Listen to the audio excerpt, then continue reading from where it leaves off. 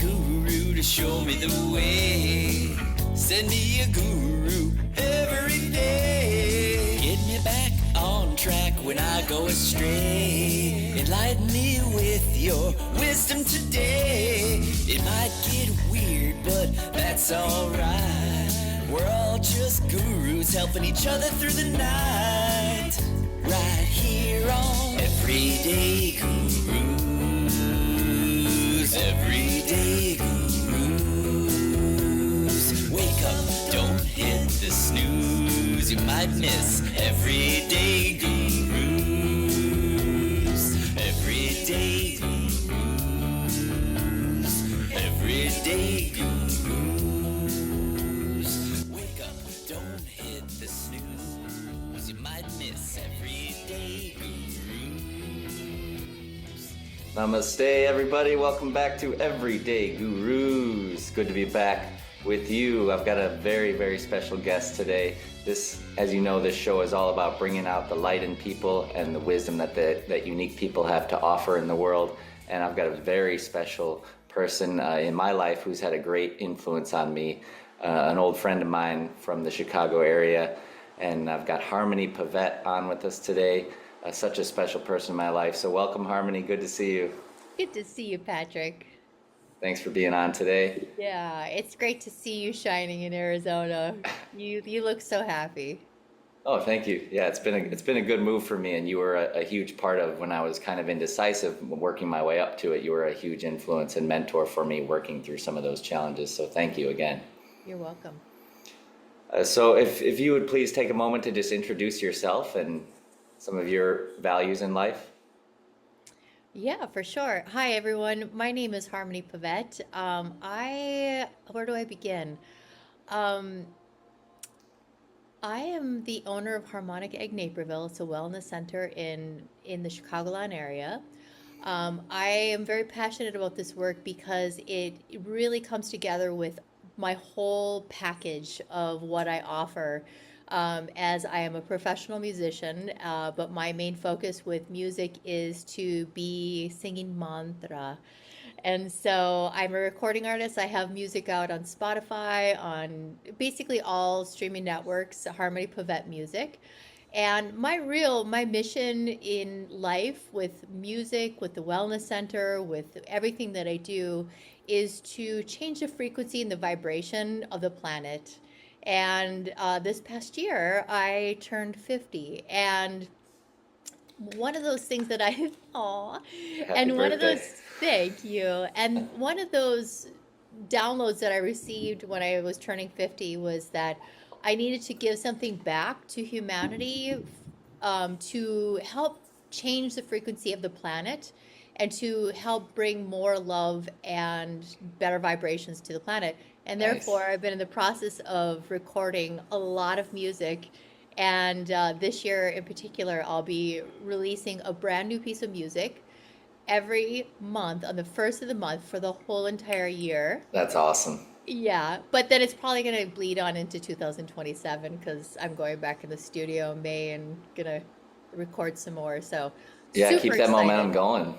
Yeah. I've been so impressed to see how you've made that commitment and stuck with it, because I get your emails with a new track every single month right there on the first of the month, and it's like, wow, that takes dedication and commitment to like come through and actually hold up to that every single month. So way to go.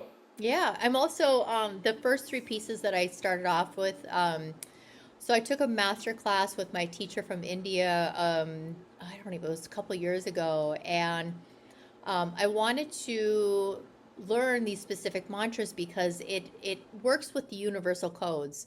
And so the Navagraha mantra, the Surya mantra, which is the sun mantra, and then the Chandra mantra, which is the moon mantra. So it's really working on these levels to increase the vibration and make the planets happy so good things happen. Nice. And I have a funny story actually with the in particular with the Surya mantra. Yeah, let's hear it. So last summer I was invited before I went into the recording studio, I was invited to sing these mantras in the most beautiful garden. And the morning of the event, the weather forecast called for rain, and I was like, "Oh my gosh, I just have a brand new harmonium. It's a collector's item, right? Yeah. It's like like like the most beautiful instrument. It's all wood. And I was like, it Wow. can't rain. Like that would be devastating. So I'm sitting here, I have my instrument, and like there's a bunch of people around listening in the garden, and I see these dark clouds coming, and I was like, Oh oh no. no, oh no. So I changed and I switched to the Surya mantra, and I just closed my eyes and I started singing up to the sky. And it was like literally the dark clouds went and they split and they went right around me. I'm not surprised. Having I seen the know. power of mantra, I'm honestly not that surprised, but that is quite a miracle. It really is. It really is. And it's my life's passion. I don't listen to any other music besides mantra. Me neither. It's playing right now. It's pretty much playing 24/7 I because I actually do have, so I'm at my office right now, but I do have my music playing here in my office 24/7, yeah. 7 days a week, 365 days a year. And it changes the frequency of the home. Yeah. I like to call these little things the mantra box. And so I actually prescribe them for children or even for adults who have sleeping issues or anxiety, to put them in their home or in their bedroom. It doesn't have to be audible, it could be inaudible, but just the frequency of the mantra itself is so powerful, and it clears all negative energies and brings in so much prosperity and abundance. And I mean, great things are happening. Yeah. It's awesome. Yeah, all those things and a lot of creativity and joy is what I've experienced just by having mantras cleansing my space and keeping my vibration high.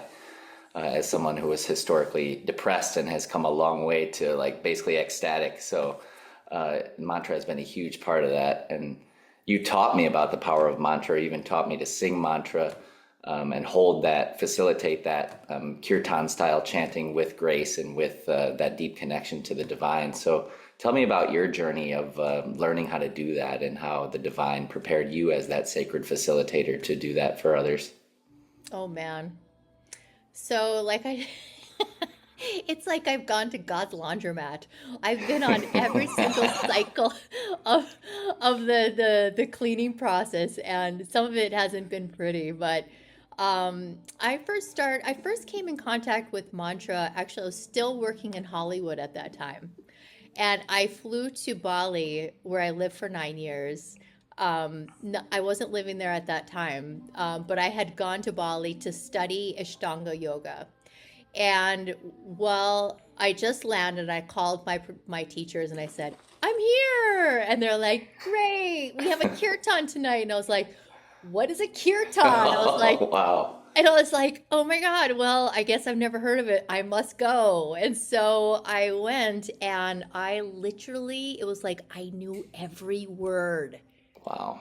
It was so crazy. It was like I accessed something, and I was as high as a kite, and then I just pursued my path with singing mantra. I learned Gurubani, singing in Gurubani, singing in Sanskrit, and then just took my studies deeper and deeper and deeper. And over the years, I had like different timelines with the music, and my path. For years I had an agenda behind my kirtan, and that was a spin cycle of the laundromat. Because you can't have intentions and like these types of not intentions. You can't have expectations or underlying currents of things behind it, because they're prayers and they don't belong to me. I can conduct them. Right. So, So like agenda, you mean like financial or like trying to yeah, I change wanted people to or be like yeah, this big yeah, famous kirtan yeah. singer, and like, going after like this thing. And now I sing it for the love of the mantra, the prayer. And I remember I was just about to go on my first world tour. This was many years ago. And I was freaking out, and I was living in Bali at the time, and I was like, oh my God, what am I doing? I'm like going out into the world, and I'm like singing these mantras to like these communities I don't even know what. And Amazing. so I called my friend, and he had a pyramid in his house. So of course, what do? I was like, can I come and meditate in your pyramid? And he's like, yeah. And so I Well, wait, went to, hold on. What kind of pyramid are we talking about? Just so I can kind of set the stage here visually. yeah, so that's a great question because we think of pyramid, we think of like, Egypt or whatever, Yeah. but it was a pyramid made from brass and it was, four, poles that came down and a square on the bottom that held it all together, but it's very powerful. So Okay. so when I was meditating in this pyramid in his house, my hand started to write, and it wasn't my handwriting. It was really, really messy. But the message came through and it said, "You are not allowed to sing for anyone." And I was like, "What? I'm just about to go on a tour, on a singing tour to teach and sing, and I'm not allowed to sing for anyone." And then the message finished and it says, "Only sing to me and the rest will benefit through that transmission." Wow, Yeah. I felt that. That's beautiful. Yeah. So when I sing, of course, it sounds beautiful, and people say all the time that I have an angelic voice. I Yeah. personally love my voice. I've worked really hard at finesse, like creating the finesse and refining it, and just studying with my teacher from India. I study Indian classical music, um, and I've Yeah, worked it's really. wonderful and it's real too. Even on your recordings, it sounds like a real voice, whereas a lot of people kind of sound over processed and things like that. But yours is very, very human. So that's what I love about it. Yeah, I, I I want it to be that way because when I sing it live, I want people to feel like they're experiencing that, even if they're like driving in their car and they're listening to the music and they hear my voice. So my music, there's the music currently that I'm releasing. I had a private music contract with the Harmonic Egg, the Global Harmonic Egg, and this music is, I produced it into 40-minute pieces and it's played all over the world, and it's so profound. People are having such beautiful healings from this music inside of the harmonic egg, right? So, and I just got signed, so the next three, I just got the next license. So I'm going to Wow. produce three more pieces for the harmonic egg, which will be 40-minute exclusive pieces for global harmonic egg owners. Sweet. Congratulations. Thank you. That's really Thank you. cool. I know, I think it's pretty cool too. And I think the way that, humanity, like, consciousness is changing right now, like we're all in this accelerated path, right? We're all in this place where it's almost like the humanity right now is on the spin cycle.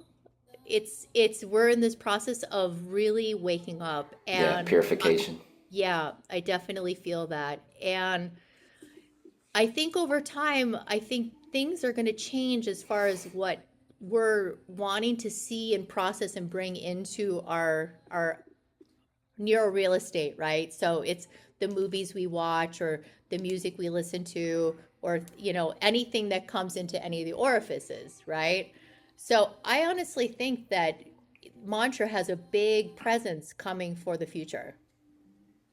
Yeah, absolutely, absolutely. I think it's going to be one of the key tools that we need to bring in as an essential, rather than like these little niche communities that use it. Like everybody should kind of be aware of the power of this stuff, and Yeah. that's why I'm doing what little I can to bring people like you to light, who can speak from experience with having used this stuff for I don't know how many decades, 2 decades almost.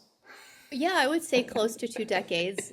Um, I've had so many different experiences, and I really hope one day that all of the listeners have some form of experience with mantra that really shifts their lives.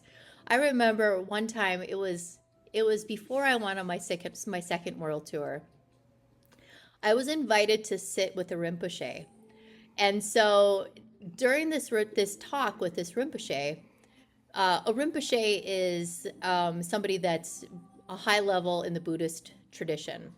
And Okay, I can so, think of one that I've listened to. Chogam Trungpa was a yeah, exactly. Rinpoche, and Yeah, he's super funny and like super knowledgeable, and just a great blend of like seriousness and playfulness, like super yeah, wise. So yeah, yeah, continue. exactly. So Yeah. I had the pleasure to sit in a private audience with this Rinpoche, and this Rinpoche was talking about one of the steps that the Buddha had experienced during his path of his enlightenment.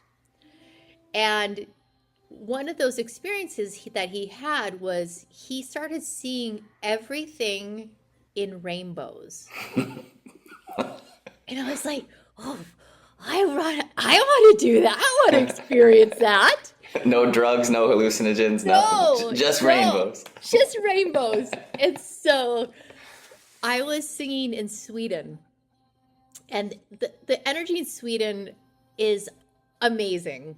I love Sweden. Yes, love it. I've been. It's so incredible. So if anybody's here listening from Sweden, whoop, whoop, your country rocks. So totally. I was having this performance or whatever, kirtan in I think it was Stockholm. And at the end of the kirtan, everybody turned into rainbows. And I went into a complete state of ecstasy. Nice. And I couldn't stop laughing. And it was amazing. Everyone's like, you need to eat something. You need to grab something. Like, get away. Were you on a fast? No, not even. And people, like, it was like, they were afraid that I was going to get stuck in there. I was like, so what if I get stuck here? Like, everybody was like, walk, walk, walk, walk, walk, walk, walk, walk. And it was like, Charlie Brown style. Rainbows. I haven't had that experience since then, but I got to experience it once, and I know that that's a possibility. You know, we're talking about coming together in community, right? So that is kirtan. Kirtan is coming together in community. It's being able to sing mantra together because it amplifies. So it's like creating an alchemical reaction in the room, in the space, when we all unite in the voice or in the intention to create this portal of energy that opens so people can experience the divine bliss. Now, yes. I remember this last year. I had my 50th birthday. We had my 50th birthday kirtan. It was packed. We had a packed house. It was incredible. And people fly in from like Los Angeles and Arizona, and like my house was packed. The space was packed. Like we had an incredible night. So just point of reference. Like when I sing kirtan, I usually go home with my husband and we're so high. Oh my God, this is amazing, right? And we're like, I don't ever get to experience the aftermath with people. So during this kirtan, everybody went back to my house after. And it was like we were a room full of pot-smoking hippies laughing our asses off and just like eating. And we had and I was like, this is what it's like after a kirtan. Amazing. I mean, the energy, like my mom was like, she was literally bending over, like guttural laughing. We had so much fun. So that sounds like a must-have for any like post-kirtan, like to have like a hangout afterwards, just to experience that connection and the bliss, and like all barriers are down, and it's just like a good time. Yeah. Yeah, because the thing is, like when we sing kirtan, right, or if we sing just anything, right, it could be kumbaya, right? But the thing is, like, there are no language barriers at that stage, so everybody is in unity consciousness. Yeah. And if from that space, like, I mean, I've never ever been in a kirtan, personally singing in a kirtan, where people haven't had an emotional release or had a big, profound healing, you know, for themselves, because it just does something to the nervous system. So when we're singing, like, say, for instance, let's just hypothetically say, Om Mani Padme Hum, like my new track, right? Sure. This is going to create just the sound currents when we sing Om Mani Padme Hum. That current itself is creating an alchemical response inside of the nervous system. Then we're all singing that together, and then we're finding the harmonies, and then we're layering it in, and then we, you know, something pops up, and then we have this deep transformational healing within the actual mantra itself. Yeah, I felt that even that one one refrain of that mantra. I felt that in my heart. So thank you for that. And can you explain to us the meaning of that particular mantra? And we can maybe highlight your new track here for everyone to check out. Well, Om Mani Padme Hum, that is like the kind of like the seed mantra for Buddha. So Buddha would be um, like you're bowing to the feet, the lotus feet of Lord Buddha. And it doesn't mean that we have to be following the Buddhist path, because I certainly don't follow the Buddhist path. I believe that, who we or what we relate to as far as what we call God or divine or spirit or whatever we want. I honestly just want people to find their authentic connection, whatever that means, and whatever that vibration is within the mantra. It doesn't have to be necessarily, I don't really believe that it needs to have a definition to it. Like Om Satchitananda Parabrahma Purushottama Paramatma Sri Paramatma Sri Bhagavati. Bhagavati Samhita Yeah. Sri Bhagavate Namaha. And Mula so, mantra. Yeah, one yeah, of the most exactly. powerful that I've ever experienced. Right. And some of those, like the words like um Om Satchitananda, Om Sat, it's a truth, right? Uh-huh.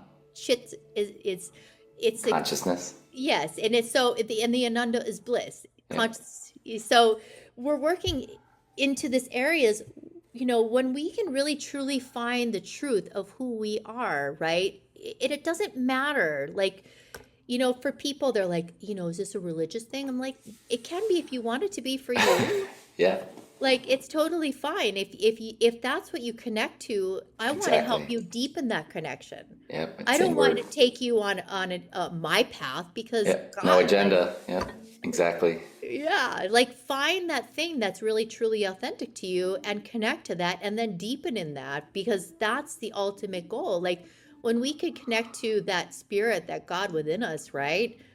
I mean, does it make you feel bad? Never.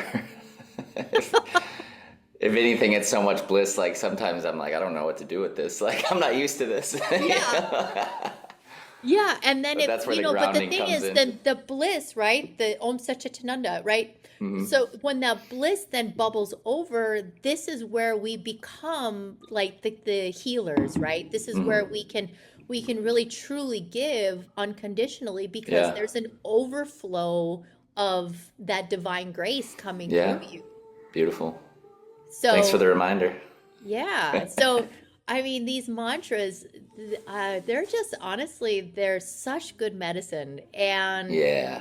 I highly, highly recommend, find your jam with it. Like I found my unique flavor and I'm doing it. And, some people really like it, and other people maybe they don't like it now, but maybe they will later. And maybe sometimes people think I'm a little nuts, right? Because I'm kind of obsessed. But Yeah. one day they'll realize, maybe or maybe not, they'll realize, oh, there's something to that, because yoga or kirtan is bhakti yoga. It's a yoga. The Patanjali, like from the lineage of the yogic traditions, bhakti yoga is the highest limb of all the yoga practices. So when we sing kirtan, we are practicing yoga. Wow, I didn't realize that was considered the highest. That's pretty And amazing. it's not an arrogant thing, but Yeah. what it means, actually, it's the fastest way to attain connection to God is Yeah. through singing bhakti yoga. It's kirtan. So yeah, why not? Yeah, absolutely. What do you got to Yeah, lose except right. except a whole lot of unnecessary baggage, created by Exactly. our ego, that illusion of a separate self when we're all this connected, unified web of consciousness. Right. Or the judgments, right? People come in and they're like, "Oh, I could play this better, and I could sing that better, and I can do this better." And it's like it's not about that. Like I don't call myself, and I don't claim the fame of being like the most talented musician, because I'm certainly not. But my heart is so pure with the mantra itself that is, and I'm not doing for anybody else. I'm doing it because like singing with a group of people is just singing. I'm actually having a great practice. Like I'm practicing my practice. with a group of people around, and the group of people amplifies the power. I love it. I'm totally addicted.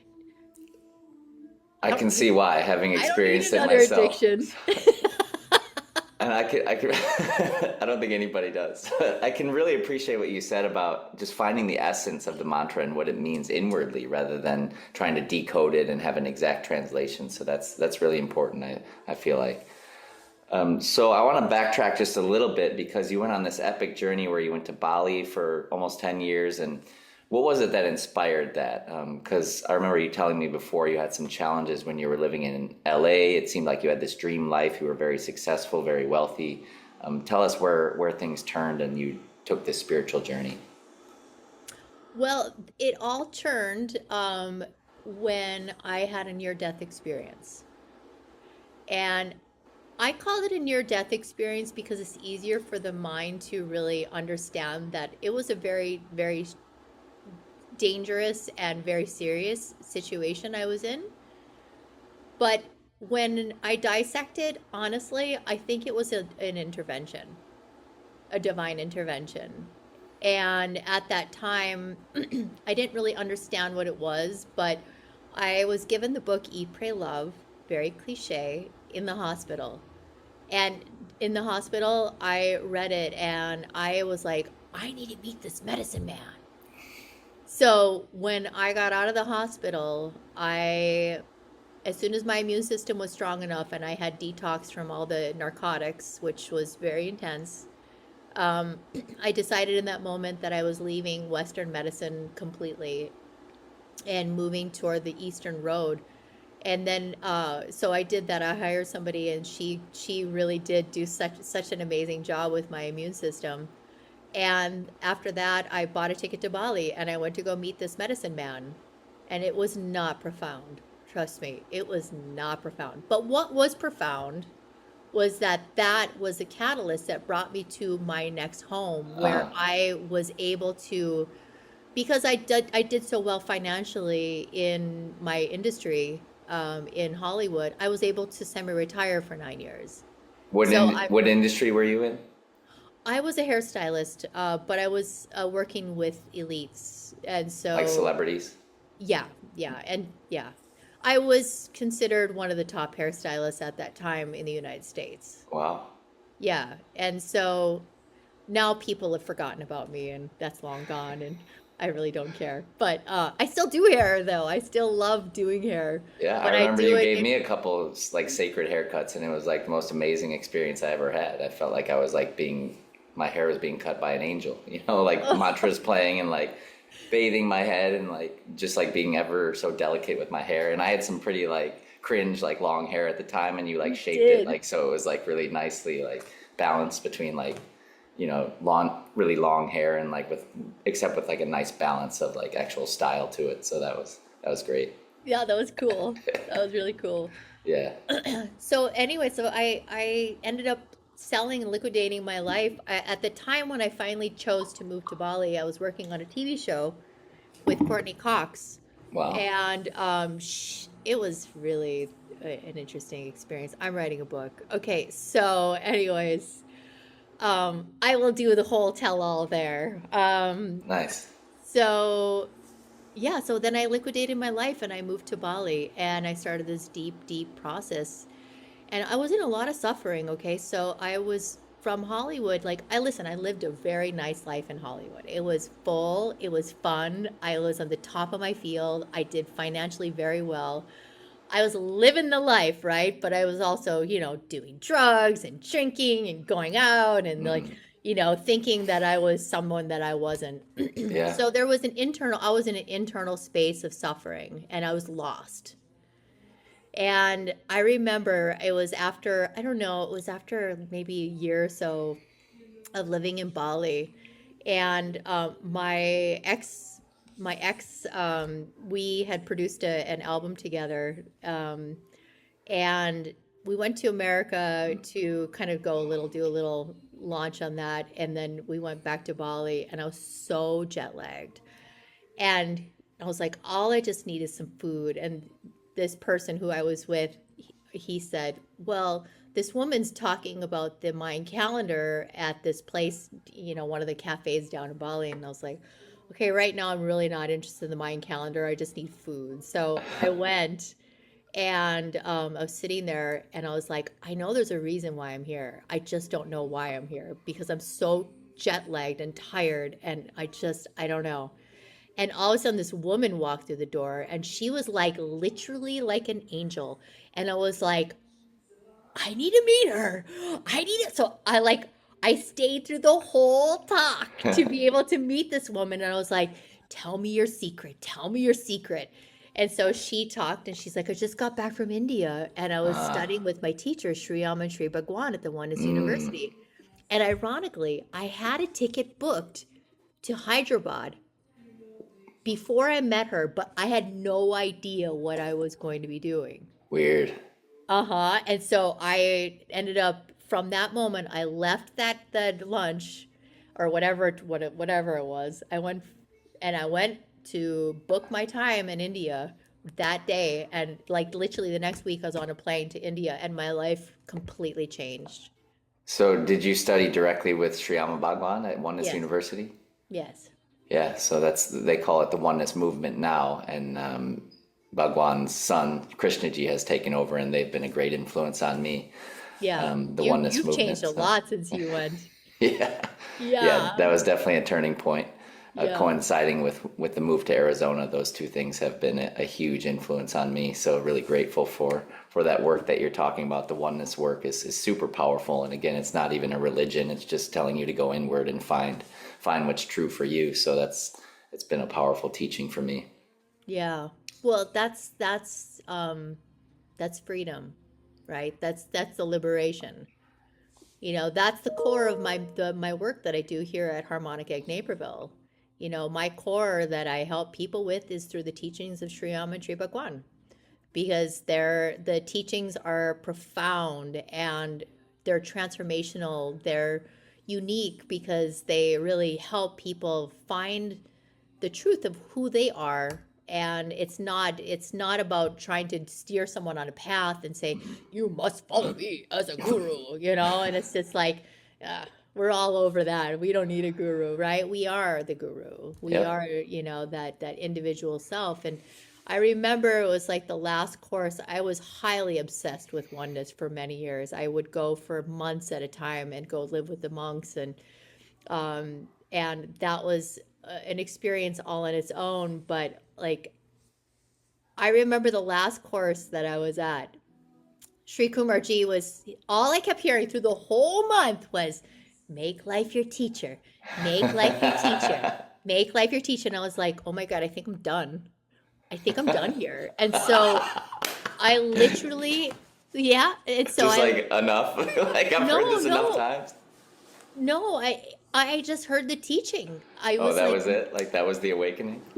make life your teacher. And so that's exactly what I did. And I went out into life and I learned from every relationship, every interaction, all the like when I got triggered, Mm, like to not project it on the outside world, to look inward to see what the trigger is and go to the core of it as best as possible. And like it and I remember, okay, so when I left oneness also, I remember, and this was a very valuable teaching for me. Um, I left. I was a little bit angry and disturbed at the way that the organization had changed because I felt like it had turned into this kind of money centric, capitalistic, university where it was. This is my own stuff. That's uh, not true. That's not necessarily true. uh, Okay, so but I left, and that was the story I was telling myself, and I was yeah. really angry. Now, it'd been a couple years. I made life my teacher and I'd gone out and, done the kirtan and singing in Bali and I got scammed in Bali and lost my company and all this, right? Mm, And I know, it was really painful, but it was the best teaching. Okay, so we can circle back to that after, but uh-huh. I was sitting in the at Ganga up in Rishikesh, The and I river? was, what's that? The river? Yeah, I was sitting at the The river, and river every day Ganga? I would go to the river and I would talk to the river, and we would have this beautiful communion. And I heard this message come in, and it said, "You must return to the Oneness University." And I was like, "What?" I was like, "No." And I was like, "Oh shit." So I learned, obviously, like when those messages come, like I have to listen. So Oh I was like, yeah. "Oh You kind of have to. man." Yeah.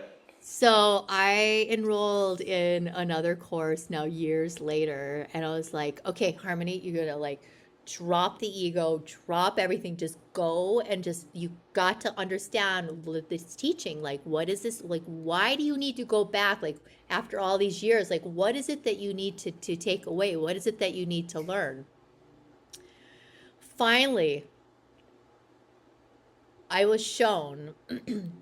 I was on the very last day because of the whole course. I was like, "Okay, where's my signal? Where's like, tell me my message? Like, what? Like, nothing, nothing, nothing throughout the whole entire month. Nothing, nothing, nothing." Very last day, the very last day, it came in and it says, "Are you done? Are you fine? Are you really complete?" And I was so in my heart, and I said, "Yes, I'm done." And it said, "That's very good, because anytime you finish or complete in a space that's not love, there's always going to be a slow drip of poison tainting your heart, and you won't get you won't find what you're looking for." It's like Shiva, right? So the you have to I'm so it's one thing that I'm very, very passionate about teaching here is always complete with love. Always complete with love. Until you're in love, you're not done. Keep Correct. going. Correct. Beautiful. That's It's that's a a very and so ever profound teaching. Yeah, it was a profound teaching. So, I mean, I still participate in some sort of like just here and there with, some programs, but I my path is complete, I think, with them. So if you're struggling and want to give something up, if you want to give up, just keep going and find your way slowly but surely back to a state of love inside, not necessarily reaching for it outside, but coming back to that space, that state, that inner state of consciousness that just radiates love. And we're not necessarily talking about romantic love or lustful love, but like the big love, the feeling of oneness with all things. Yeah, and there's a biological shift that happens that you can actually feel, like it's the connections, it's tangible. You can like literally feel it. It's like the matrix shifts, right? And then it's it's causeless love. It's causeless joy. It's Causeless. causeless. It's you can't explain it. It's something that's so real, and anything that anybody says wouldn't cause any disturbance in the field. Now, if someone says something that caused a disturbance in the field, it's not completely healed. Yep. And tools to help us get there, mantra, right? Oh One of the yeah, ones that you taught huge. me, Kundalini yoga, has been Oh huge for yes, me amazing. in raising overall vitality and like just peace within my body. Because I found when Yeah. my body's at peace, when there's not all those aches and pains and tension and all that, like I'm just in that state of bliss and love. And like, I couldn't be mean to somebody if I tried, and I'm just like super laid back and full of love. So, I mean, those are two key tools that came from you that I use every day. So thank you for You're Kundalini welcome. yoga and mantra. Yeah. Yeah, I'm going to be actually taking a small retreat to Bali in September. We're going to be doing Kundalini yoga, mantra, sound healing. I mean, it's going to be off the charts, like Nice. amazing. Yeah. Sweet. Yeah. Yeah. Super excited about life and like all that's to come. I tell you, we've such an opportunity right now, and all the people that are listening to this and even not listening to this, like we have been being prepared for this very moment right now of consciousness changing and transforming. And all of the light workers that are out there right now, this is your time. This is your time to really step into that presence of who you are and serve and help and be there for your brothers and sisters Yeah. and to guide people, because it's gonna get a little wild, I think, but it's how we respond to that, Yeah, right? absolutely. And it's so important right now that we really stand in that space as that healer, or a guide or whatever that is how do you stay out of the minutia of the lower vibrations? Yeah. Like my clients come here and I get all variables of clients, right? Uh-huh. I got the conspiracy theorists, I've got this, I've got that, right? And I'm like, oh, all right, whatever. And so people are like, you don't know? You don't know about this? And I was like, I don't. And Please enlighten me. not even. I'm like, oh, you just disappeared. That was so cool. You just disappeared. That was really cool. I have a So cloak, special yeah, cloak. your invisible cloak, Harry Potter. And so like, what was I saying? Oh my God, I just got completely You were talking about distracted. the variety of clients that you have? Oh yes, and so I say this to my clients all the time. I said, what good am I going to be if I get sucked into a stream that doesn't serve the vibration that I want to be at?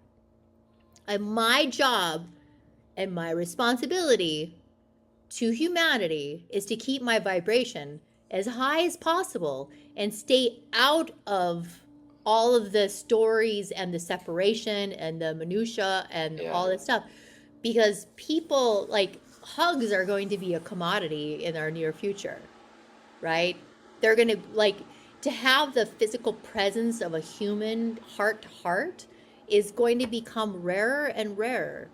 Why? So Because of AI or because of yeah, some sort of COVID type thing or a mixture of both? Or what are you anticipating? I don't want to put any sort of plugs out there of anticipation. All I know is that we're going through a big transformation. And Patrick, I remember when I was going through my big transformation, I was a mess. Okay? Yeah, So, I can speak to that as well. I've been messy a couple times, but I'm only messy occasionally now. yeah, I'm in a but good space most of the time. so my job is just to stay in that space. And so I use Kundalini yoga. I have my mantra. I go out in nature.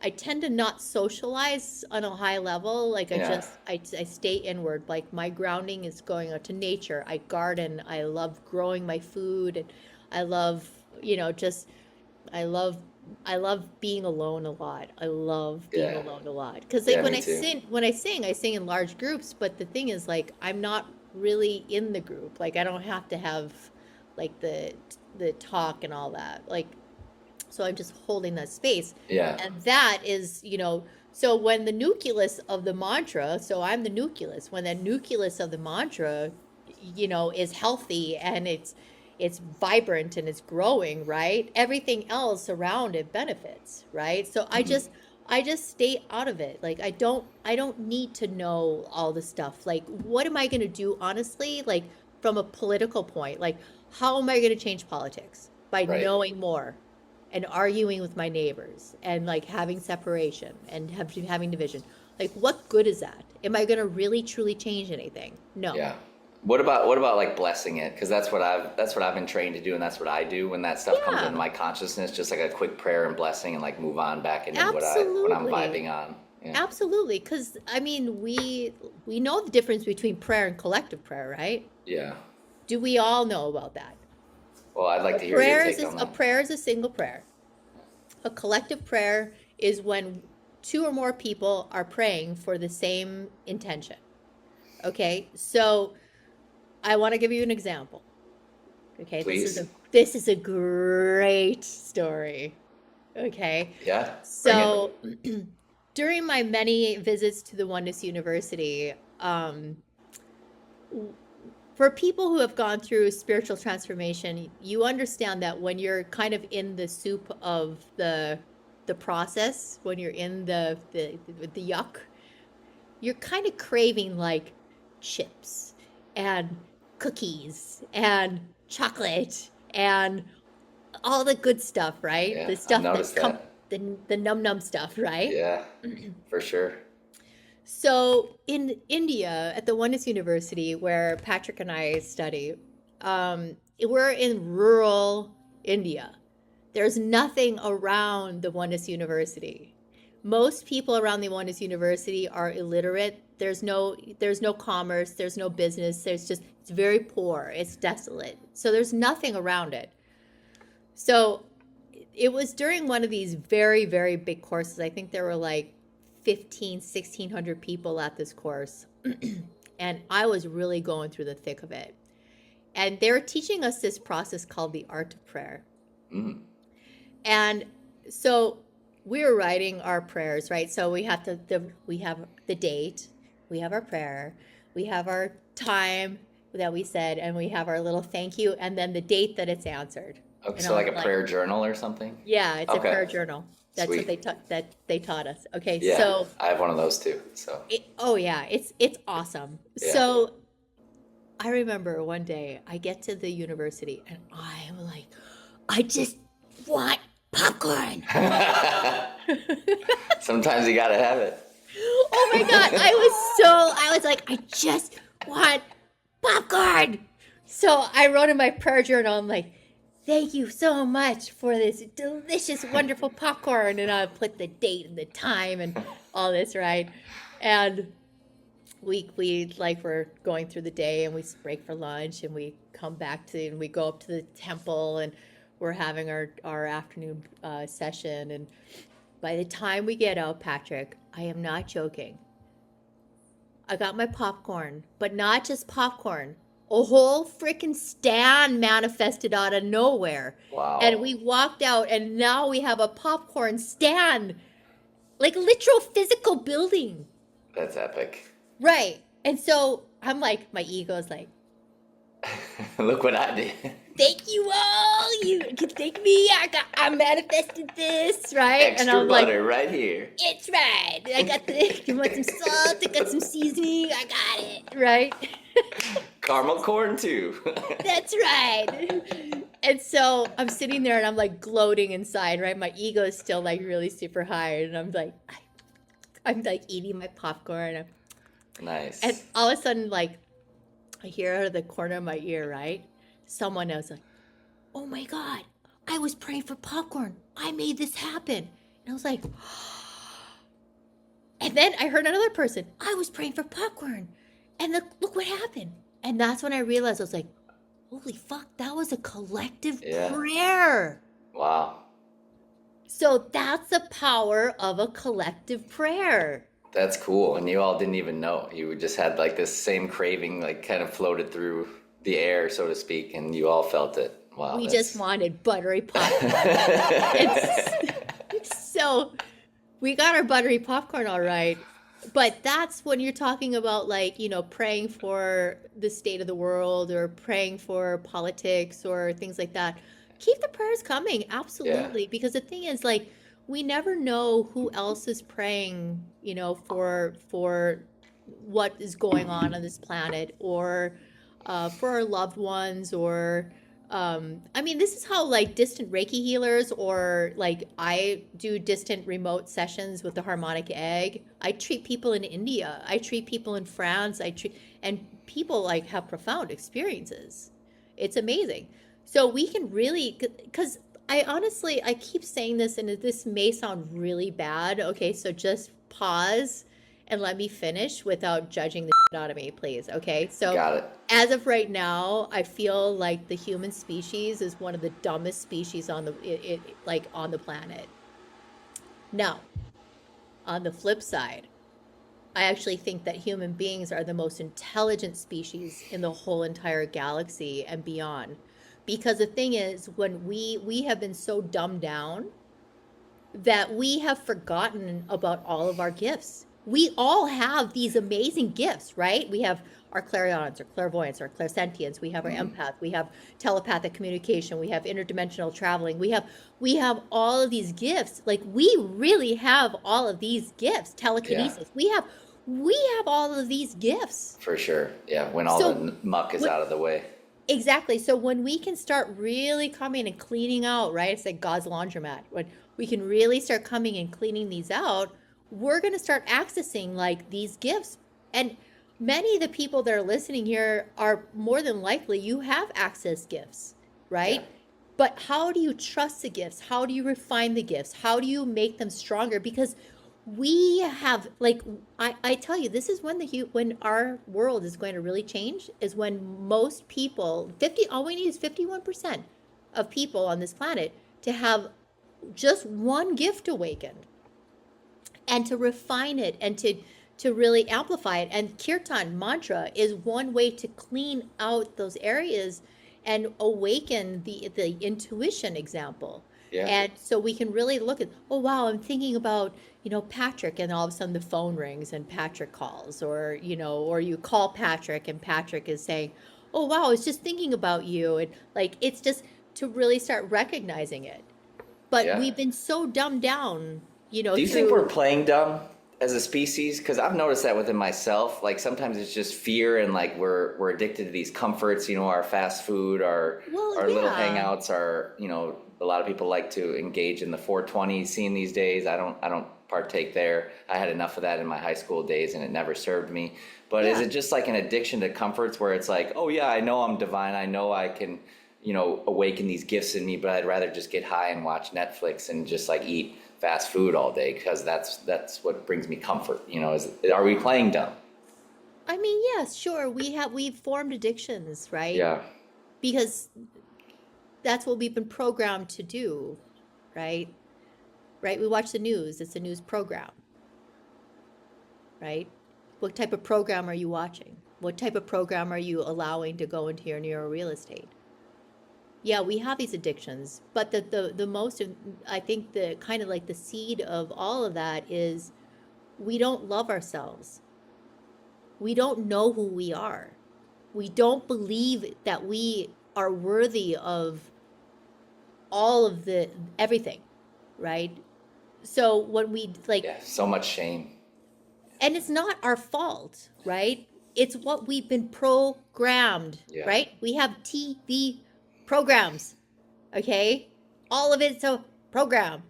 So like, we have to just we have to start stepping away and moving into when we can really truly get to know who we are, the truth of who we are, right? Satchitananda. It's when we can really truly understand who we are. Like, and it's not like, and we're so unique. All of us are just like, there's no two people that are going to have an identical path. We can Right. have similarities, but we're not going to, but we compare ourselves to others, and like, and then we get insecure because then we're like, oh well, I can't do it as good as that person, so then I'm just not going to do it, and then Yeah. I'll be stoned, Comparison. and Yeah. I'll eat, and I'll like numb numb numb numb numb. Yeah, that's even more common with social media these days. You see a highlight reel of somebody's life, and then you think that you're inadequate because you're comparing, your everyday life with somebody's highlight reel, and it's like, well, you're not seeing the whole story, and then Yeah. you're not looking inward, like, oh, how can I appreciate this and see that this person's success is my success in a way, and this can inspire me to reach for my highest good and all of that. So Hmm. it's just all about the way we are emotionally intelligent about what we see and what we observe, and like you said earlier, how we respond Yeah. instead of just reacting. And it's hard because, the emotions that we like, I think some of the biggest gifts that we have are these emotions, right? And what I teach is, the frequency of the emotion, because every emotion has a frequency. And so when we can really master these, because it's all part of us, right? We're not going to escape it, and they're not bad. They're actually really interesting and very cool. And as an empath, I can sit in front of someone and I can feel their vibration and understand, to some degree what's going on, just through the vibrational frequency of that emotion. And so it's really just taking a step back and taking a more esoteric approach around how we learn. We're starting to learn. So, like the monks in India teach us to unlearn, we unlearn, and then we reprogram. Like we come back in and we reprogram new programs in the database. So it's really stepping in this place of acceptance and surrender and a deeper level of self-responsibility and having integrity. Like, like you said to me earlier, Patrick, you said, yeah, it's here you are. You made this commitment, and every month on the first of the month, there's a new piece of music. And wow, that takes a lot. It takes a lot of courage. And it's just like, well, Yeah. it's what I committed to. I verbally made this commitment to humanity, and like, I would look like a real ass if I like went against myself and didn't do it, right? So it's Yeah, up you to would. me. No, I'm just Right. kidding. I would No, totally I understand. would, because I would lack integrity. Like, Yeah. why say something and then not do it? Like, Yeah. that's just my motto. It's like, I'm really conscious, like what I commit to in my life. I really take my commitments very seriously. That's amazing. Yeah, friendships I take very seriously. Yeah. But I'm also aware that when, say, for instance, like I recognize that someone is coming and always just taking from me, that's not a balanced relationship. So Right. then there has to be a boundary set in that place. And that boundary then says, book a session with me since you need that taking, like then you pay for that and I give that to you. Like, I'm not going to be some, kicking post and you can just take whenever you Yeah. want. No, we don't play that. Yeah, I So think that's that's my important to It's set those very boundaries. important. Yeah. Absolutely. For all people, Yeah. and it doesn't make someone wrong, right? It doesn't make that person wrong. It just makes it an imbalance, and that it's up to the person like me to say, like, do I accept that, or do I not, like, have to, draw a little bit of a boundary here and keep it professional. Yeah, I'm sure. So that's a good point about friendship. I also wanted to ask you about like loving relationships, romantic relationships. I know you got married. How long ago was your marriage? In 2021. Okay, so about 5 years. I'm just curious about that. Like somebody who's so deeply connected with God, with the divine, with the universal intelligence, and that has this like big love in her heart, who can just shower it with everybody. What are some of the challenges of like focusing that and giving that to one person and like committing to one person? Can you say that question in a different way so I can understand it better? Yeah, when you're so divinely connected and have this big love of all things and want to shower it and share it with everybody, what are some of the challenges of just sharing it with one person and like actually getting married and having that worldly love, so to speak, of like a romantic relationship? What are some of the challenges with that? None. No challenges. No, because I don't, he is the closest in my inner world, but I share abundantly with everyone. And if he steps in the way of that, which he can't, it won't happen. And I remember in India, Sri Bhagwan was talking about, family and relationship. And one of the deepest and most profound spiritual teachings that you could ever embark on is being in a committed relationship and really sticking through it. So it took me a long time because I used to choose to be in relationships that were unhealthy. And I did a lot of different austerities to be able to get to the place where I am today, including a 40-day fast. I did 2 years of very strict celibacy to really come back to my inner core, to understand what my frequency was and to really understand and learn what love was, because I didn't really truly understand what love from another human being was. Most people don't. And so I told my spirit, I said, you send me my king, or I will stay celibate for the rest of my life, and I'm okay with that. I was living the life. I was very, very happy being in a space of celibacy. And my husband came, and he has done a lot of spiritual work himself. And he's a very, very kind person, very generous person, very giving, and he's smart and intelligent. And I am not his guru, and it's so nice. And being in that relationship, like he's the closest in my inner world right? And so he gets privy to the deepest, most intimate sides of me that most people don't get to experience. And so he respects that. But I share abundantly. He doesn't stand in the way of that space of me loving and giving, because that's my job. Like, I need to be able to love and give unconditionally.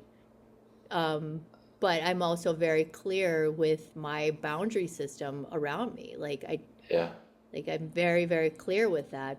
And I think having a relationship in the spiritual context, I think is a really beautiful, um, very revealing process to be in. And it takes patience, it takes commitment, it takes, the wherewithal, like what is it, like a year ago, my husband was going through a really hard time at his job.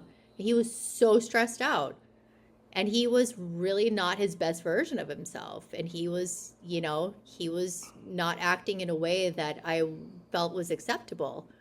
And, I remember one day I'm like, listen, I am on your team. I am your ally, and I am here to support you, but I will not accept this. And I said, you make a decision to turn your energy and turn your attitude around, and I'm leaving now. And when you come back, let's see how you shift. And I came home and he shifted and he came right back into his heart. Wow. But it takes two to really be able to do that, right? To be in a conscious relationship where we're individually, like, just because I'm married doesn't mean like he's doesn't breathe for me. He doesn't pump the blood. Like he doesn't, like. That's good. Right? It's my responsibility to keep my sovereignty. I'm super sovereign in my relationship, but he gets to have he's the inner dweller closest inside. Yeah, I appreciate that so much, that perspective about how he's closest to your heart, how you're taking like the responsibility, and setting those boundaries and noticing that he's like part of you inwardly. So that's a really cool perspective. I'm curious, like, did you put in like some manifestation work? Were you trying to like manifest the perfect partner, or like did you manifest in like a popcorn stand? Of course. I mean, yeah. But that process of manifesting really changed a lot as I started to become closer and closer to the inner love for myself. The more I started loving myself, those intentions changed, because I learned different parts. I'm like, oh, this is what I used to think this was so important, but now it's not, right? So there's a lot for my husband and I. There's a lot of love. There's a lot of respect. There's a lot of conversation. Sometimes like he annoys me, right? And I'm like, I'll do me. And usually it just takes me to go spend a little time by myself, because usually when he annoys me, it's usually because I'm out of balance. Okay, interesting. And so I know that if I go and spend the day like in the garden, or spend the day playing music, or do my yoga practice, like I'll come back to my center and like all that stuff disappears. That's awesome. That's inspiring. I think a lot of people could benefit from that in relationship, not blaming the other person, but like looking inward and saying, well, that's a spiritual journey. Absolutely. And do you think that was essential for him to have been on the spiritual path, for you two to click? Like you said, did you meet? Yeah, that was a must. Oh, absolutely. Because I had been in relationships with people in the past, but I became their guru, and it's just that will never work. Yeah, that makes sense. That will never work. If you're someone's guru, forget about it. It's like that has an expiration date. Okay. Wow. Yeah, that's helpful. Thank you. Yeah, you need to be partners. It's a partnership. It's not one or the other. Like you have to be able to relate to people. You have to have a relatability. It's you're essentially getting a relationship with your best friend. Like if you don't like your best friend or like the things that they're doing, like there's a problem there, Houston. Like Thank you for the NASA reference. Yeah. I'm a science teacher, so I've been dabbling with a lot of that and showing my kids NASA videos and stuff like that of like the vacuum chamber of the feather and the bowling ball falling at the same Oh, at that's the so same speed. cool. So, but I've been noticing like a lot of the parallels of the science and the spiritual world. You know, like the physical world does like have a lot of parallels of the spiritual world. It's not all just mumbo jumbo. It's like actually manifesting here on Earth. But that's a conversation for another time. Yeah. I'm so glad you're coming to the Phoenix area to share some of this mantra gift that you have as a facilitator of Kirtan. It's going to be so much fun. So you're in Sedona, you're in Phoenix, you'll also be in Vegas. Yes. Most of my viewers are probably here in the Phoenix area. So can you tell us about when you're coming to Phoenix? Oh, get ready, baby. We are gonna have we're gonna have such a great time. So I'm gonna be singing at the Buddha Bella Uh-huh. in Phoenix, and I'm gonna be accompanied by Prem Vidu and Nishala and Brian on guitar. They're local kirtan singers, and really, we have such a great synergy and connection. And then so that's going to be on the 12th of April, and It's a Sunday, right? it's a Sunday, so it's going to be from 4 to 6, and then I don't know, I might drive to Sedona after that. We'll see how I'm feeling. And Okay, then cool. Sedona will be on April 18th, All right. and then in Las Vegas, I will be singing on April 11th. Yeah, and Awesome. I'll be accompanied there by Joey Belovin and Matthew Connors, and I have another person, but we're not confirmed yet, but there is one more person coming on board for that. And that's Cool. going to be at So RYK Yoga and Meditation. awesome. Are you all like rehearsing virtually, like over Zoom or something, or is it just like divinely like come together and make the magic happen? Well, I mean, yes and no. I mean, no, I'm not rehearsing online. I sent them the music notes, Okay. but not all of the music, but most of the music we'll be singing, I already have recorded, so they can hear kind of an essence of what we'll be doing. Obviously, live is live; it's different than recorded. But Yeah. like Loka Samasta is one of the pieces, and Spiritual Warrior. Oh, Um, nice. yeah, and I then remember that one. I know it's so good, Yeah. right? And then I'll be going into the recording studio in May to record the last 5 pieces that are ready right now. One is Ramadasa, it's like the most beautiful version to sing live because Yeah. everybody gets to find their own space, like within their harmonies, and it's so juicy and wonderful. So the way I've composed Awesome. it, it's just so we can really create an interdimensional or alchemical vocal vibrational response in the room. Great. That's a And powerful then, healing mantra. I can't wait oh, to hear it. it's so awesome. And it's, yeah, of course, it's in our Kundalini yoga tradition, right? Uh-huh. And we're gonna do the new Om Mani Padme Hum. Oh, Holy great. Hum. Peace walk. Yep. And yeah, send a few others. So by the end of it, trust me, your feet are not gonna be touching the floor. Nice. All Yeah, right. I'm We'll like be like rising up like the phoenix. yeah, I like my kirtan is like this, like, and like the feet just never come back down. Yes. Are you gonna have like a projector and stuff like some of the Yeah. ones I've been to in the past? Because I yeah, think you hold it I've so seen well. Phoenix. Yeah, I think that Phoenix has a projector there, but if not, I'm a really good teacher and I'll teach Yeah. the words before we start singing, and Perfect. it doesn't really matter, honestly. Like, it's if you don't know the words, because you can hum, you can just set intention, you can pretend, you can move your mouth like you're singing, and it's just you're still gonna feel something. You're still gonna Yeah. feel something very, very profound and beautiful. So Love it. yeah, it's so good medicine. Yeah. I Some can't of wait the to see you and sing with you. Likewise, likewise. It's only a few weeks away, so get your tickets now. Yes.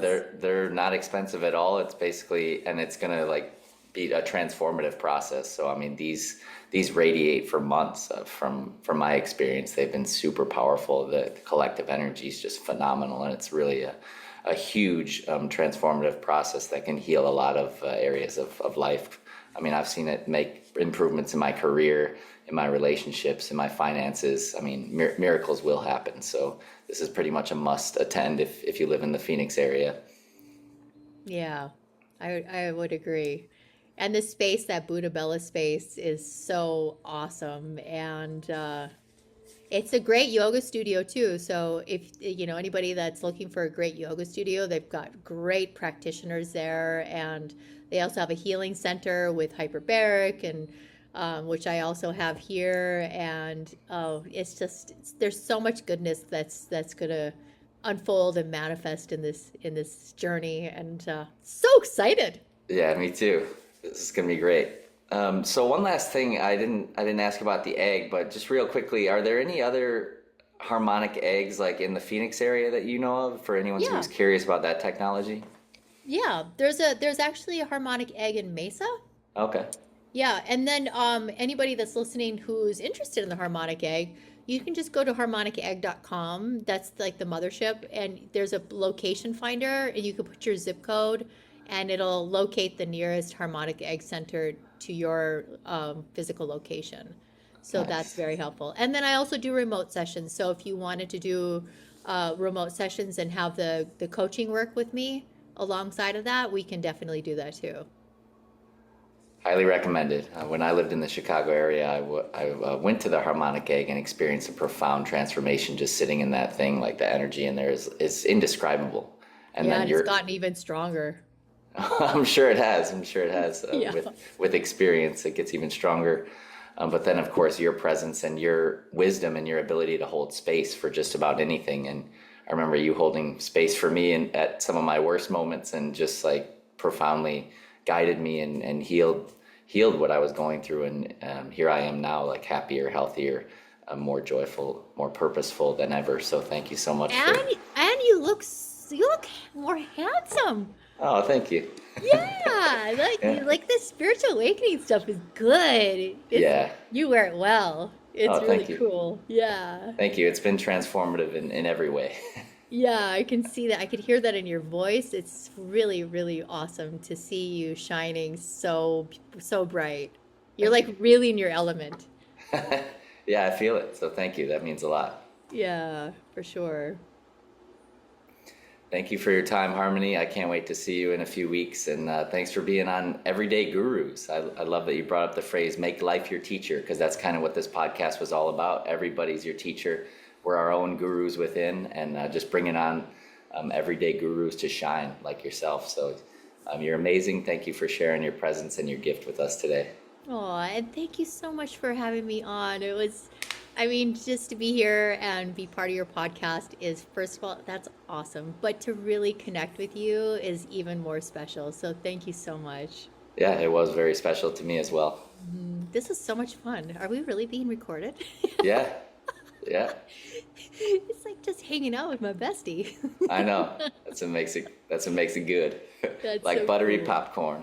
That's buttery popcorn. I'm more of a sweet tooth guy myself. I like the Yeah, caramel corn, but yeah, it's a Chicago man. Awesome. much love, Harmony. Yeah, thank you so See you much. soon. See you soon. Bye. Bye.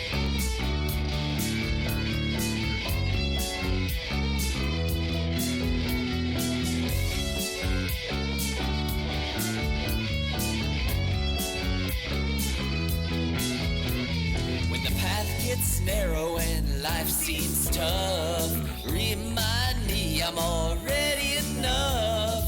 Even the boulders are part of my path, and help is available if I just ask. I need a guru to show me the way.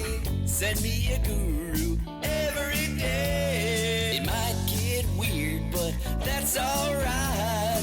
We're all just gurus helping each other through this life.